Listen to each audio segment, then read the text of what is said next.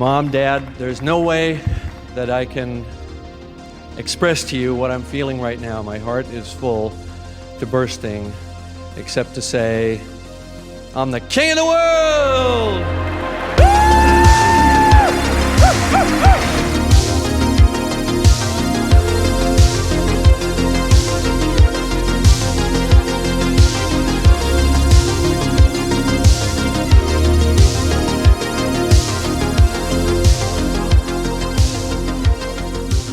Hello and welcome back to Cameron, King of the World.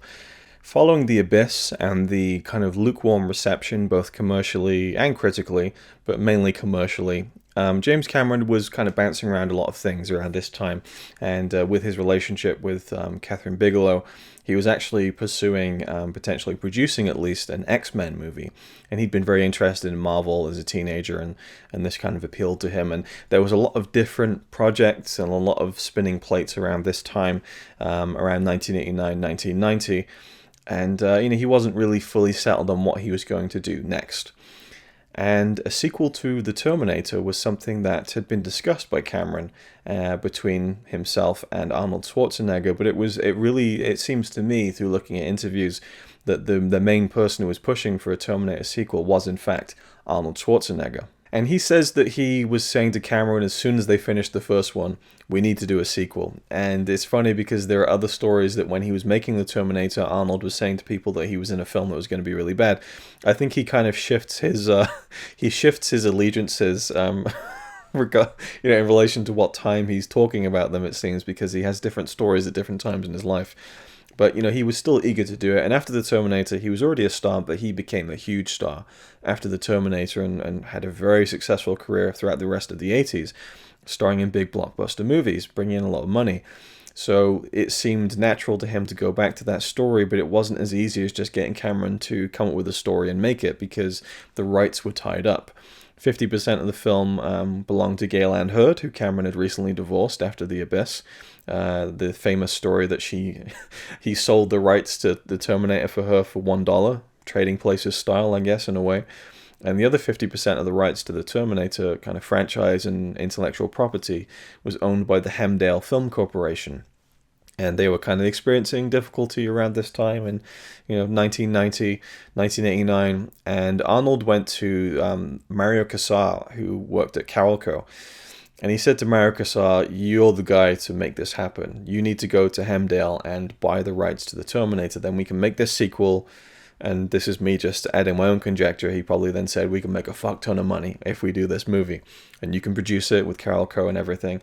So Mario Casar has said that it was a very complicated thing, but if you boil it down, Casar went to Hemdale and made an offer to buy the rights to the Terminator. They were going through financial difficulties, and they said you can have it for $5 million, and he decided to pay it. Now, later on, in more recent years, he's claimed that number is $10 million. So, this is not a new thing throughout this Cameron series. There have been people who have changed their story over the years, and you don't quite know who to believe. Either way, he definitely paid millions of dollars for the rights to make this Terminator sequel. So Cameron's not quite sure what he's going to do at this point in time, and he gets a call from Mario Casar, who says, right, good news, we're doing the Terminator sequel, and you're the first choice to direct. And Cameron's like, not really interested. I don't really have anything for that. And Casar said, I'll pay you $6 million to direct. And Cameron said, all right, when can we start? And he's admitted, in recent years, that's exactly how it went down. It was pretty much that. He was offered a shitload of money and went, all right, let's do it. He didn't have a story at that time, but he told Mario Casar, I've got a really good story for this one. So he then hung up and thought, okay, I've got 20 months to write this film, come up with a story, make it, and then release it. So he's running against time throughout the entire process of making Terminator 2. And the first thing he did was go to William Wisher, his college buddy, who had written a few pages of dialogue for the Terminator. So he felt like, okay, this guy was in, the ground floor for the Terminator story and project. So let's kind of go to him and I'll get a co-writer to help bounce ideas off of. So they got together and they worked, both sitting at the typewriter, alternating, taking turns and hashing out the whole story. So they finished the 140-page script, the first draft, in May of 1990, May 10th, 1990. And that was the basis of what the film eventually became. And Cameron drew upon perhaps, this original idea he'd had of a metal man in this nightmare vision he had, and I talk about that a little bit more in the next video, in fact. But he drew upon this T-1000 idea, and also to focus the film on the young John Connor before he became the leader of the resistance that he would become in the future war scenario, but also to really focus on Judgment Day and this specific point in time where everything changed for the world, and caused this future war kind of apocalyptic landscape that we saw glimpses of in the first Terminator film. And Cameron said that he felt like, him and William Wisher were like co-writing the movie, but he said that when this is like the final shooting script will be pretty much all me. I'm going to write out the final thing, but for him it was William Wisher was the guy who was helping him with the story and the arcs and the themes. And when he looked at the script more recently, and a few years ago, he saw that most of the dialogue was his, all the scene direction is his, so the script is pretty much James Cameron's, but he does say that the credit of the story is an even 50-50 split between him and William Wisher. And so they came up with a story they thought was going to be the best, and it turned out to be a very expensive story. So now Cameron had to kind of bring together the crew to do this. Arnold was obviously very interested because he instigated the entire thing, and he wanted to, return to the role of the Terminator. Around that time in 1990, the Terminator character was already being talked about as one of the great movie villains of all time. Like it really just latched on to the zeitgeist. Like it was a proper iconic role almost instantly. And so returning to that was going to be a huge thing. And, Arnold, I think, is a very smart businessman, and he saw the real, the dollar signs in the eyes flashing like a pinball machine. And he saw that this was going to be something that could really make a lot of money. And so they set their sights on the July 4th weekend of 1991, and that was kind of like a non-negotiable. Like, you deliver us this movie for July 4th weekend because that's when it's going to be the blockbuster of the year. So that was like the end goal for Terminator 2, was to get it done before that date and to release it and make a shitload of money. So that was kind of, it's strange because you look at Terminator 2 and it's this, for me, like a very artistically successful film. It feels like there's a real pure intent in terms of telling a story that is much better than the original, and telling a really impactful story that has a lot of depth and complexity to it. And then you learn that it wasn't this burgeoning story that Cameron needed to express. It was him being forced into a corner just to make a shitload of money, So July 15th, 1990, the kind of the shooting draft of the script was completed. And during the writing process, actually, they were thinking about the T-1000, the liquid metal character.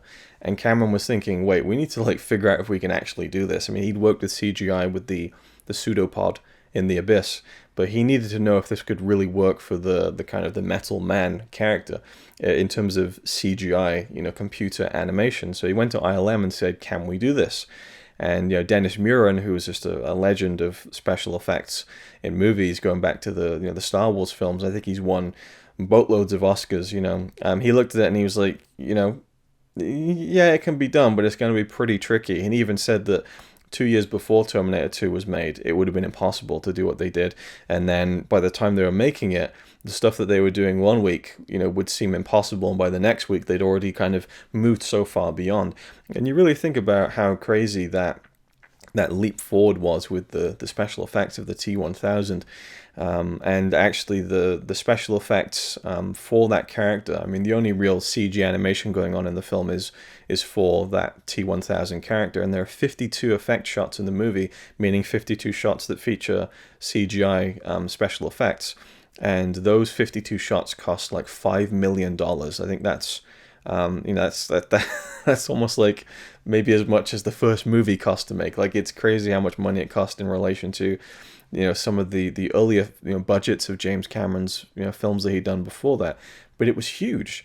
And that kind of, I think I've said this before in my Terminator 2 review a few years ago, that T-1000 character could probably be created and pulled off to the exact same standard that we saw in Terminator 2 on a regular laptop today that costs a couple of £1,000. Like, it's crazy how far this stuff has progressed, but at the time it was absolute cutting edge. And especially like shots where you see the kind of metal figure walking out of the flames in the river, and then the kind of the chrome dissolves into Robert Patrick, and to do that transition without any cuts was huge. That was absolutely huge at the time.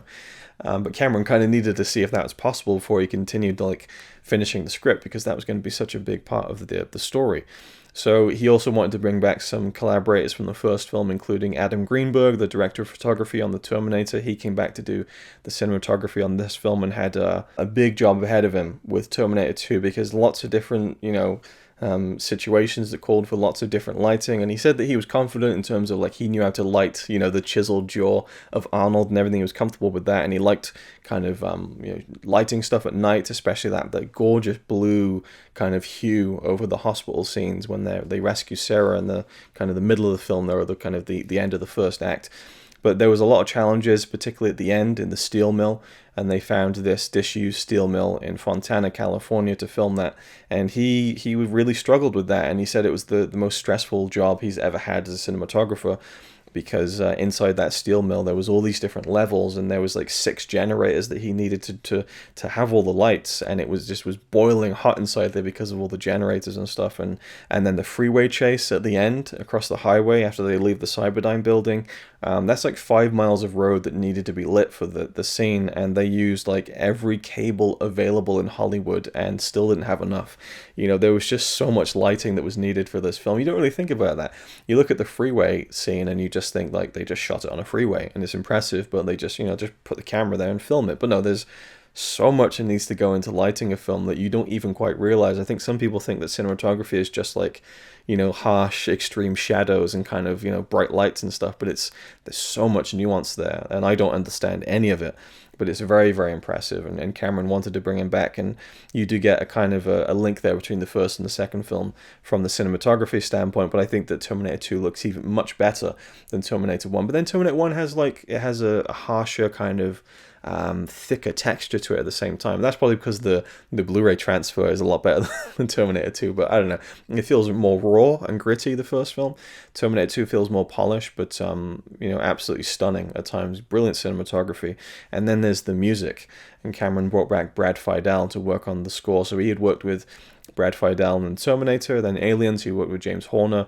With The Abyss, it was Alan Silvestri. So he's working with all these great composers, but for Terminator 2, he goes back to Brad Fiedel to have that kind of link between the two movies, I guess. And with the first film, it's all electronic, but in Terminator 2, it's much more filled with depth and a broader range musically. And I'm not musical at all, so I'm probably just like really fumbling over my words here, but it's a lot richer than the score for the first film. But the score for the first film is so appropriate to that movie. Terminator 2, the doors are opened so much wider in terms of the world and the scope and the action, that I think that the expansion of the score in terms of orchestration, I think, really helps and really fits.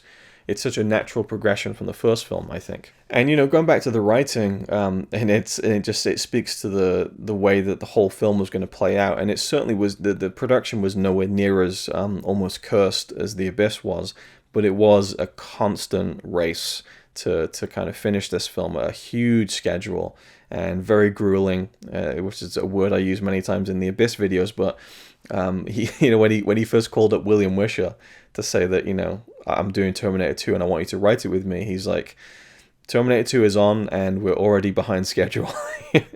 We got to get going. And when he first showed the script to Arnold Schwarzenegger, they were going off to some film festival, and Cameron was like late to the airport. He was literally just ripping the script out of the printer at home and stayed up for. He said he stayed up for 3 days straight. I don't believe him for a second, but he absolutely was just like completely wired and just stayed up for many days straight apparently. But he'd been working absolutely flat out on this script and finishing it, and finally gave it to Arnold. Went to sleep on the plane. Arnold read it and had some issues. And this is another instance where Arnold kind of flip-flops on his story. He initially said that he loved the script and loved what Cameron did. And they do kind of poke fun at how Arnold initially was like, well, I'm the Terminator, I should be killing people, and Cameron's like, no, the whole story is the Terminator doesn't kill people in this movie. And Arnold's like, okay, I understand, but after, John has told me not to kill anyone, that's fine, but before that, can I kill some people? I'm the Terminator. And Cameron said no, and then they just went and made the movie, and it was a big success. But initially, Arnold was a lot more not receptive to the film. Like, that's not a very good sentence. Arnold was not more receptive to the film. Like, he just wasn't into it. He even just flat out said, "This is bullshit." And I think this is a guy who instigated the whole production, and now he's like, "Oh, this is going to be great. I'm going to have this great role." And now Cameron writes me as fucking Bambi. Like, that's something he literally said. You've turned me into fucking Bambi. I'm the Terminator. People aren't going to like this. And Cameron had to convince him that this was the right thing to do. And that was really the big selling point of the film, was Arnold coming back. They actually filmed and released a teaser for the film in late 1990 that was announcing that the film was coming and that Arnold was back, but also explaining to the audience how he could come back, because the teaser has like kind of endoskeleton Terminators on like a production line, and then you see this big kind of clamp kind of stamping in and producing Arnold Schwarzenegger, and you see the chiseled body and stuff and the pecs, and then the camera comes up and it's the red eyes, and then bang, the metal clanging of the logo Terminator 2 and the line "I'll be back," which has now become just a huge part of the pulp culture lexicon, and a thing that people quoted all the time. When Arnold was now quoting it in his other movies, it became such a huge thing. So of course they kind of dug their heels into that with the promotion of the film. But this was, him coming back was a huge thing. So that was the selling point, and Arnold was very nervous at the beginning, and again just felt like, I need to kill people. And Cameron's like, that's not how this is going to go. And ultimately he saw, the good in that and the intention behind that, and how that was going to make it a stronger story and a better film. When it came to Linda Hamilton, she was receptive to coming back, but she didn't want to play the same thing. She wanted to be, and I quote, "crazy. I want to be crazy in this film." So Cameron's vision for Sarah Connor and William Wisher's vision for Sarah Connor was very much in tune with that. She's now, locked up, and it's a really interesting exploration of that character, which I'll talk about more in the next video when I give my full review of the film. But, that was something where she had to really train. She trained for months for the film. She didn't have a long time because of the schedule, and she had actually, given birth, I think maybe 2 or 3 weeks before she was going into training for the film. And she shows up and looks like a machine. And the first day of kind of being on set with Arnold, he came up to Linda and he was just like, wow. And he's like, feeling her muscles and be like, "Oh, look at this. It's so impressive. You're so huge," and stuff. And she said to Cameron afterwards, okay, that was all worth it just for that moment. She was really happy with that and proud of herself. But, she did all the gun training. She'd never fired a gun before, and she was a natural. And so she was a big part of the film coming together. And then you have Robert Patrick, who's coming in for the T-1000, and in the kind of audition stage, even the... I think this kind of ties into the first Terminator, when Lance Henriksen was up for the role of the T-800 that Arnold was going to play in the original movie. And Lance Henriksen was going to be more of this kind of praying mantis type, which I've talked about before. And he was trying to creep out the receptionist. And in Terminator 2, Robert Patrick was doing the same. He just kind of was staring out the receptionist and doing those kind of T-1000 eyes.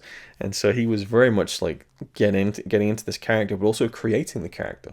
And they would do these kind of screen tests, James Cameron and Robert Patrick, and he was just coming up with stuff and the movement and the style of it and the stare.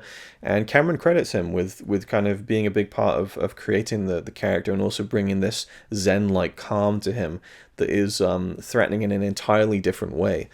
And he's just more agile. There's just a different edge to him to Arnold, and it's kind of a perfect counterpoint, because he doesn't seem like the guy who could kick Arnold Schwarzenegger's ass, but he has this just this different vibe about him. And they very much intentionally put him in the police officer outfit because, number one, they wanted to kind of preserve the surprise of him being the bad guy and Arnold being the good guy, which doesn't really kind of work in the end, but that's what they were going for in the beginning. But overall, just this sense of a police officer, and the positive connotations of that and the negative connotations of that. The good cop, oh, the police are here, we're safe. And the bad cop, the police are here, this isn't going to go well, and that's a very loaded sentiment. And there was this mixed message they wanted to send with the T-1000 character. And after that, the final main part of the puzzle in terms of the actors for the main roles was John Connor.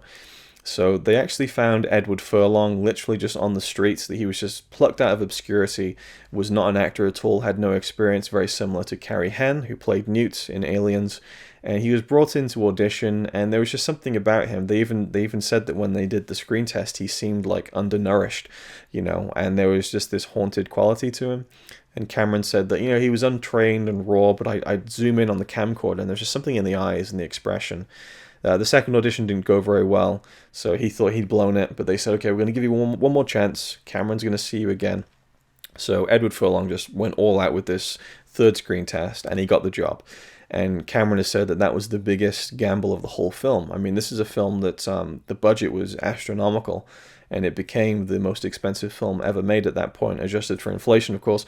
And, that was a big thing, the budget, the CGI, and the dependence on CGI, and that kind of leap forward in technology in terms of the special effects was a big gamble. But for him, Cameron, the biggest gamble was casting this kid in a very big leading role in the movie who had never acted before.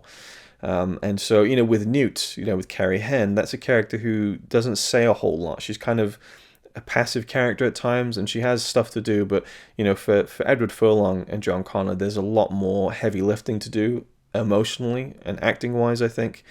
So I think, I can see why he'd be nervous, and maybe the studio would be nervous, but it's just one of those decisions that really paid off well. He's really, really great in the film.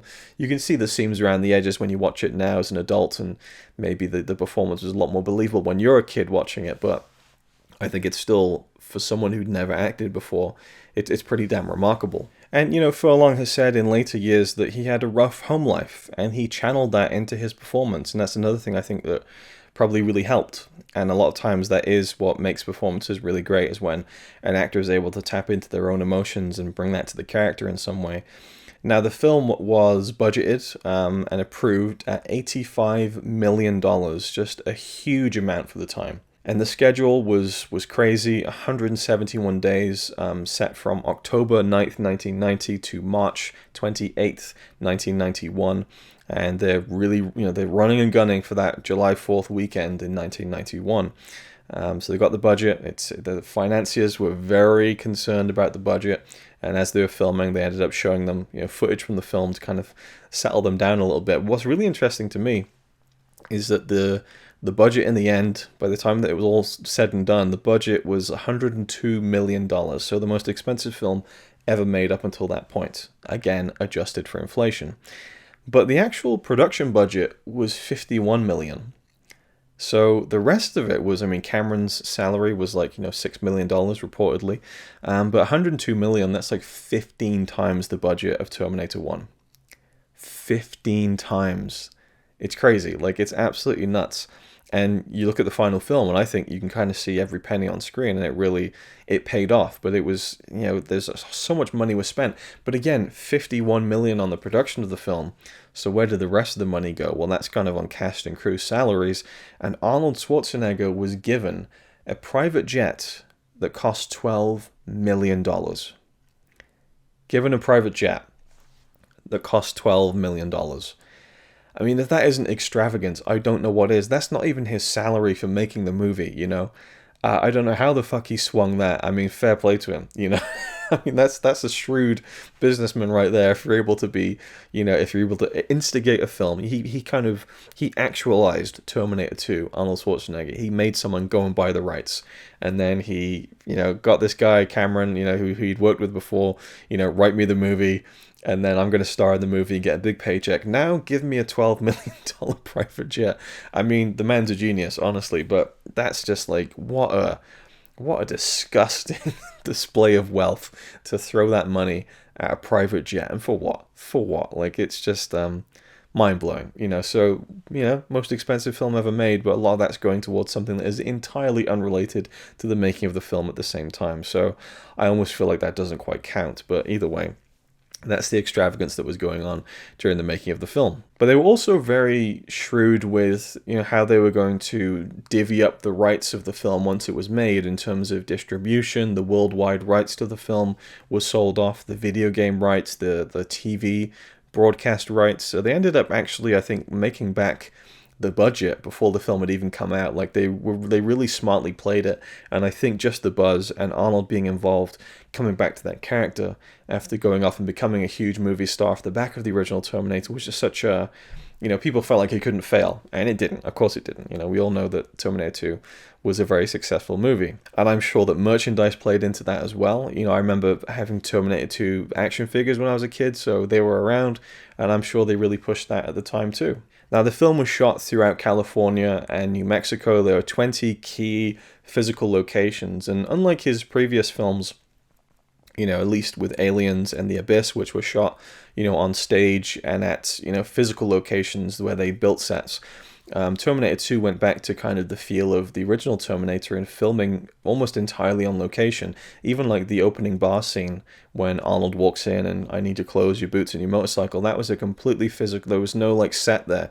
That was a bar that they've shot in. Even the grill that the guy lands on and like his hands all going up, that was a real grill that was there, It was so like, real for real in that sense that a woman actually walked into the bar while they were filming and didn't even realize.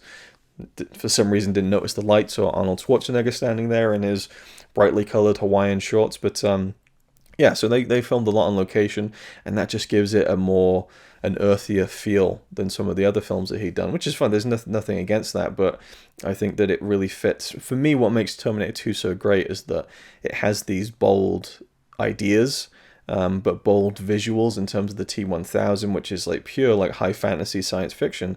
There's a certain amount of, you look at the plausibility of something like the Terminator endoskeleton. That is something that could feasibly exist, this metal robot that is designed to kill. The T-1000, that's just liquid metal that can kind of mold itself and kind of, regenerate and reanimate itself into all. It just doesn't hold up if you want to look at it as a kind of permissible piece of science fiction. It becomes more fantasy in that sense for me. But the film still has so much impact because the entire world and landscape that's created for this film and story has such a tangible quality to it because of the locations and just the way that it's shot. And the practical effects and the stunts, it all feels real because it was all done for real. And then when you have the sprinkling of CGI in there and this outlandish T-1000 character, it works because everything else has such a strong foundation of reality, in my opinion. So I think that's why it really works. And the location shooting just really, the Cyberdyne building, they rented out the whole thing and blew it up. It's stuff that wouldn't happen anymore. People wouldn't want to spend that kind of money doing something like that for real when they can do it on a stage, with CGI.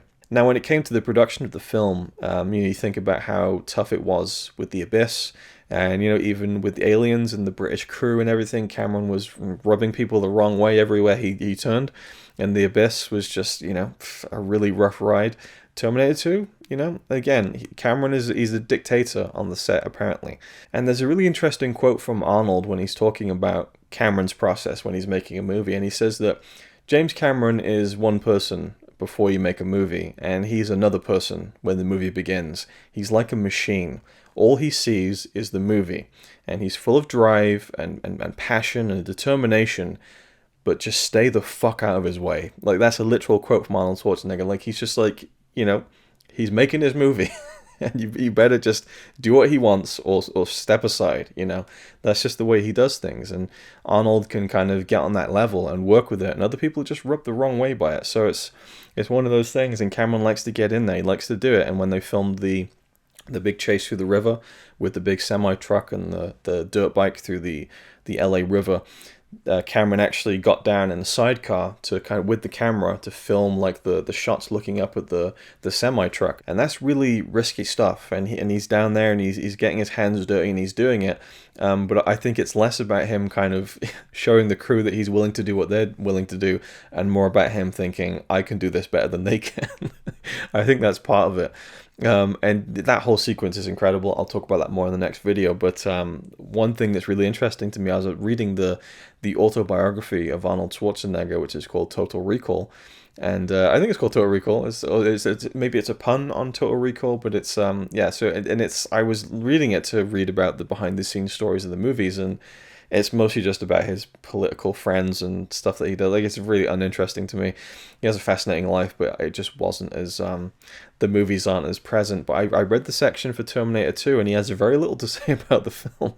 But he oddly brags about the stunts that he does in the film, and talks about how difficult it was to ride the Harley Davidson motorbike and swing the shotgun around on one hand. So he's riding a Harley with one hand, and he has to shoot the lock off the gate just in time to smash through the thing. And he's saying this is so difficult to pull off, and it's like, dude, you weren't doing that.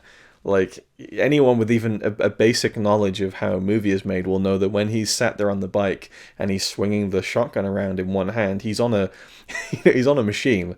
Like, he's not physically riding the bike. He's on a car with the bike on the front of it. And that's why it's shot from like a certain angle.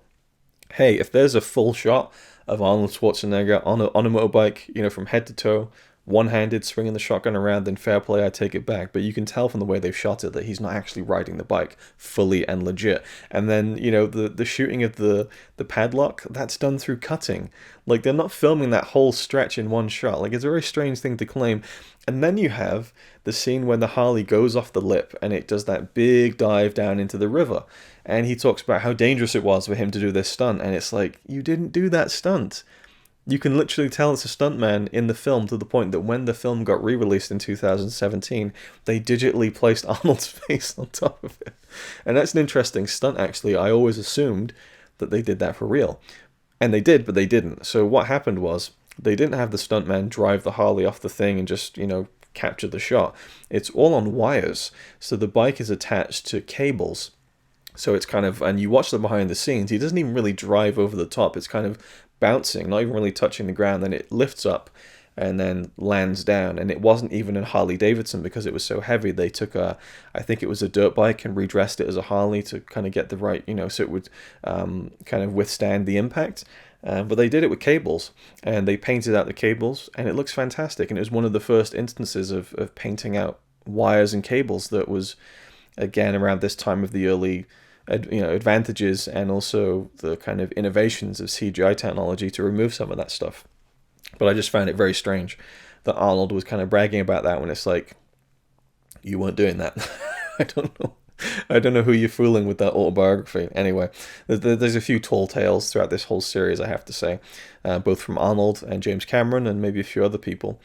Another thing that I wanted to touch on, which is really interesting, and it kind of goes to the way that James Cameron would collaborate with people, which I think he gets a bit of a rough end of the stick when it comes to people talking about how he's a dictator when he makes a film. And one of the famous quotes from Cameron is, "When I'm making a film, I'm going to war." And I'll probably mention that a few more times by the end of the series. It's a good quote, and it kind of sums up his style of making a movie. And people assume that he's this closed-off guy who doesn't really open himself up to collaboration and anything like that. But there are a few instances in Terminator 2 where he took things on, like Robert Patrick kind of created a lot of that movement of the T-1000, and Joe Morton, who plays Miles Dyson, he had his death scene with the kind of trigger to blow up the Cyberdyne building, and he told Cameron that he'd been in a car accident and his lung collapsed, and that when he couldn't breathe, the way that he would do it, well, the way that it was in reality was this kind of like that kind of thing, and that was worked into the film, and they very quickly kind of reset everything, and they did it the way that he suggested, and that's one of the most memorable scenes in the entire film, and that's the actor bringing that, and bringing it from their own life experiences into the film, and Cameron saying, yeah, that's a good idea, let's use that. Another example of collaboration is with the score, and Brad Fiedel, there's two instances of that I can speak of where it feels like there's a balance between the working relationship of Cameron and Fiedel. The first one is the chase scene in the river with the semi-truck and the bike. And Fiedel had, he'd been working on the score, and in particular the theme of the T-1000, and he was so happy with it. It was like he got like goosebumps when he was like, this is it. Showed it to Cameron. Cameron was like, this is it. Like the T-1000 theme was perfect. Really encapsulated the feeling of that character. So he did the music for the chase, and he thought it was great. Showed it to Cameron, and it was really based around the truck and kind of this woof, like really big sounds. It was kind of really projecting the imposing feeling of the semi-truck. And Cameron was like, nope, doesn't work. That's not the way you should have approached it. Like, the way it should be is from the kid's perspective. It should be from John's perspective of this thing chasing him, not the truck's perspective. And Fiedel was like, I don't know if I agree with that, but I'll go and try something anyway. So what he did then was he went to much more sharper sounding instruments, like hi-hats and kind of the like really sharper sounding sounds, and it really just enhances the whole thing because it's from the perspective of the kid and the thing chasing him. And I think that is a really, really cool thing, because I never thought about it in that sense, because I'm not the most musical of people, which I say all the time, but I loved that detail where, you know, Cameron was right, like he knew what he was talking about. And then on the opposite of that was towards the end in the steel mill. Fidel had written all this like weird sounds and stuff for those kind of final moments with the T-1000 and the fight with Arnold, and Cameron really didn't like it, and he said, his quote was, "I don't really like avant-garde atonal music very much." And Fidel was like, it needs to be that way, because if we do normal orchestration, it's just like everything else in the movie, and this stuff at the end is, the audience is seeing things they've never seen before. It needs to feel atonal. It needs to feel slightly off kilter and off balance. And Cameron ultimately relented, and I think it works so well. So those are two instances in which, you know, there's a balance between the relationship and the collaboration, which I think is really important to any great filmmaker, is being open to ideas. Even if you are someone who is very much like, I know best, you still need to let in those ideas that actually will work. And I think he does that in films, and he perhaps doesn't get the credit for it that he deserves. When it comes to some of the signature lines of the film, it's a very quotable movie, Terminator 2. The whole "Hasta la vista, baby" thing was something that Cameron and William Wisher, the two writers, just would say to each other on the phone, like, "Hasta la vista, baby," and they'd hang up. And once I heard that, it kind of took the coolness out of the whole line. I just thought, how sad is that? Just these two guys like, "All right, see you later, man. Hasta la vista, baby." Like, it's just kind of cringeworthy, I don't know. And Arnold has spoken about, like, the famous lines of the film. And it's a very astute comment, I think. He said that, you know, the reason the lines are memorable has got nothing to do with the lines. It's because I can't say them properly. He's like, the reason people quote them and they think these lines are so amazing is because I sound fucking stupid when I say them. He didn't say fucking stupid, but he did say, and I quote, "It's because I get every goddamn word wrong." You know, and it goes back to the original when he couldn't pronounce "I'll be back." And so, you know, again, it's a fair comment from Arnold. I think most of his lines are funny because of the way he says them. So he clearly is self-aware in that regard, but I love the man for embracing it. One thing that I found interesting in trolling all the special features, this is very minor detail, is towards the end in the steel mill, is when the T-1000 is getting shot by Sarah Connor, and those very, like, I don't know, they're just very captivating to me, is the kind of the metal wounds that open up, the circular kind of, there's just like something satisfying about seeing them pop open on his body. And I assumed they were a digital effect, but you see the behind the scenes footage and they're just appearing. So some of that stuff is very cleverly mixed with the CGI, and I had no idea that they were actual squibs that were opening up these practical chess pieces. And also the kind of shot where he explodes into like all these different pieces, that was kind of done practically as well, obviously augmented by CGI, and the shot where it kind of shows you the damage, but the actual explosion is like a physical, you know, a practical effect. And so Stan Winston worked on this film, same as Terminator 1, and just did amazing work with the special effects on this in terms of the practical stuff. So you really just have this blend of Stan Winston doing the practical stuff, best in the business, ILM doing the CGI stuff, which is just in the infancy of coming out into, you know, really incredible, you know, computer special effects, best in the business, working hand in hand. It just makes this, you know, visually, you know, incredible film when you're talking about science fiction and the things that they're trying to pull off visually. It's just stunning. And another thing about the end of the film is you know, Cameron's goal that was really, can I make the audience shed a tear over a Terminator dying at the end of the film? To take a character who people love to hate in the first film, to reintroduce it and recontextualize it, and then at the end of the film make people care for this character and feel emotional when he has to die. Cameron says that's everything you want from a movie, is to make you feel like that about something that you never thought you'd be able to feel in a film. And he said to him, that's cinema. And, you know, it's kind of a bragging, egotistical thing to say, perhaps, but I think that he is just and right in saying that, because that's absolutely what he does. And Edward Furlong was really intimidated by doing that scene, because he had to cry and really show emotion. And so what he decided to do was to think about the fact that he's not going to see the crew again. And, you know, he was having a tough time at home, and it was kind of an escape for him. And so that was what really brought the emotions to the scene. And he had a real bond with Arnold Schwarzenegger, and they hung out off the set as well to kind of really solidify that bond. And that's what, you know, makes that final scene really work, because I think Arnold is a deceptively good actor, and you had Edward Furlong really tapping into something that made that performance feel real, and then you got Linda Hamilton, who's just great anyway, so it just made for an incredible, final scene of the film. But the problem before they released the film was the ending. The original ending saw an elderly Sarah Connor, years into the future in this coda sequence. John Connor's like a senator, he's got a child of his own, and Sarah Connor's a grandmother, and everything is fine, and Judgment Day never happened. And the test audiences just rejected it. They hated it. They weren't prepared to see Linda Hamilton in old age makeup, and that's exactly what it looked like, her in old age makeup, and so it just didn't really work. And so they had to scramble to change the ending and cut that out and find a different beat to end on.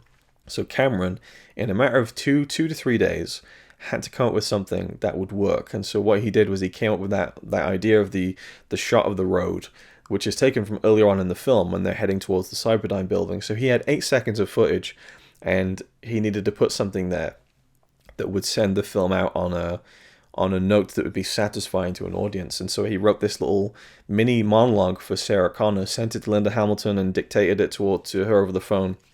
She sent the recording, over this new technology where they were sending the file through, whatever it was, kind of before the internet.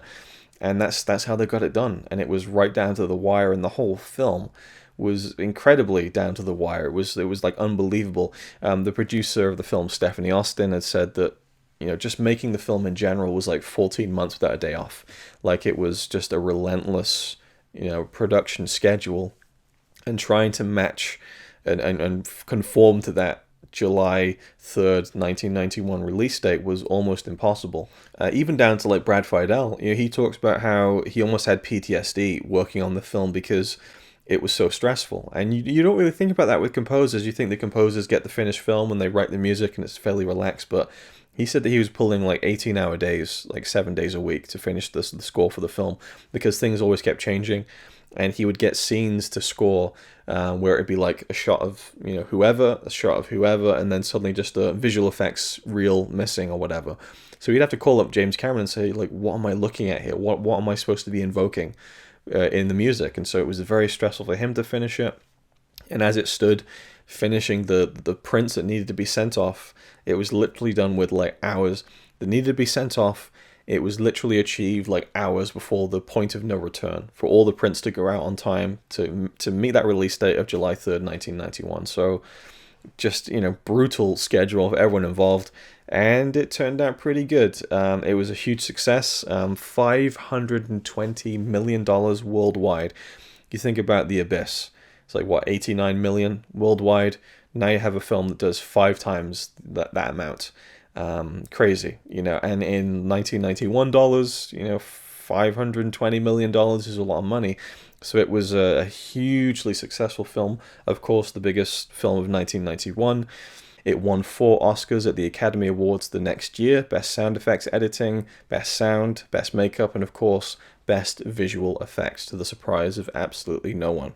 So this film was a mega hit. It was just, think about The Abyss, it felt like maybe the timing was wrong, and yeah, hey, certainly, Terminator 2 is a far superior film to The Abyss, but, Terminator 2 being a great film was one thing, but the timing of it is also another thing, the promotion of it is also another thing, and it was the right thing. They really thought that July 4th weekend was going to be the big one, and they weren't wrong. And it was just the perfect storm, made a shitload of money, won loads of awards, critical acclaim, commercial acclaim, and now James Cameron was back on top and priming himself to become the king of the world. So next time we'll talk about my thoughts on Terminator 2. There's actually 2 more videos after this talking about Terminator 2. So the next one is my full review of the film, revisiting it and my personal feelings and recollections of the movie and how I feel about it now. And then after that I talk about the various different cuts of the film and also the Blu-ray releases, kind of a buyer's guide for which Blu-ray to get for the film. So lots more Terminator 2 stuff to come. It's another one of those films where you just feel like it was a miracle that it even got made and got finished. But I think that Cameron's his tendency to go over budget and over schedule and come right down to the wire, I think really produces some incredible stuff, because there are certain filmmakers who finish their films on time, under budget, and the studios are very happy. But those films often don't end up making a huge amount of money. And it's films where you just need that extra, the final touches. And you have someone like Cameron who's going to push for those final touches. He's going to say, fuck it, we need a few more $1 million. We need more another week. You know, we are going to be finishing the fucking film right up to like hours before it needs to be shipped out. Like, that's how close to the wire we need to get. And that's going to make it the best possible film. And that is usually where those kind of high pressure situations usually produce like stuff that's even better, I think. Sometimes it doesn't work that way. Sometimes it really doesn't, and it's not conducive to a good final product. But sometimes with the right, again, the right mixture, the perfect storm, it can really just make something that ultimately, in the case of Terminator 2, I think, has become an enduring masterpiece. Thank you for watching, and I'll see you in the next one.